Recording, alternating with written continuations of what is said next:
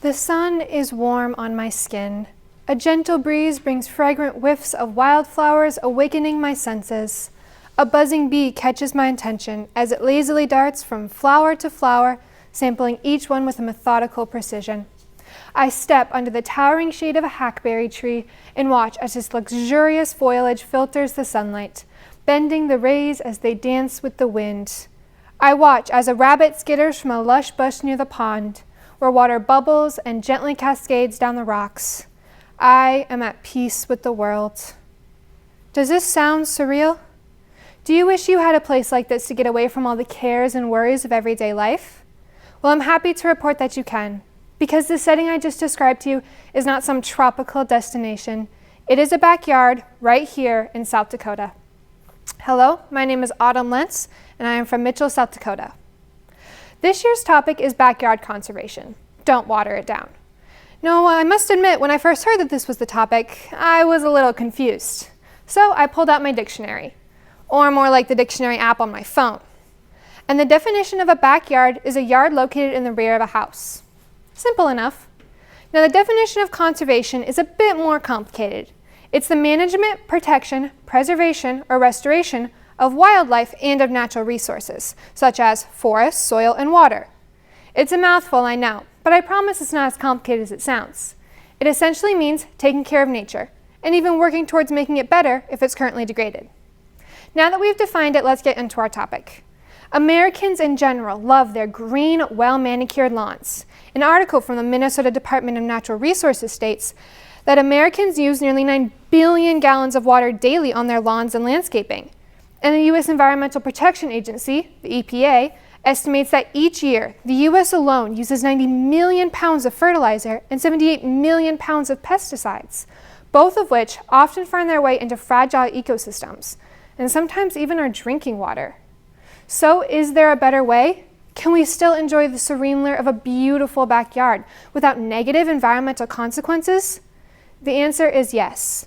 Today I want to talk to you about how you can have your own slice of paradise right out your back door and still provide ecological benefits to the environment. A publication entitled Backyard Conservation, published by the Natural Resource Conservation Service and the National Association of Conservation Districts, states that there are many time-proven conservation practices that any homeowner can try. Let's start with the low-hanging fruit, composting. What is composting? According to the EPA, composting is a controlled aerobic, which means oxygen-required process that converts organic material into a nutrient-rich soil amendment, or mulch, through natural decomposition. By turning our food scraps, grass clippings, and leaves into compost, we can transform our waste stream into a beneficial, value-added soil amendment. Now, how about the time-proven practice of planting trees? According to the NACD, trees are vital to our communities. As the biggest plants on the planet, trees absorb carbon from the atmosphere, stabilize the soil, filter water, provide healthy habitats for wildlife, and offer many additional benefits for nature, people, and biodiversity. Remember that hackberry tree I talked about at the beginning? Well, that tree towers over my home and helps keep it cool on hot summer days. My family and I love sitting out on our back porch on summer afternoons, but we wouldn't enjoy it as much if that great old shade tree weren't there. Now let's revisit the whole concept of this perfect lawn.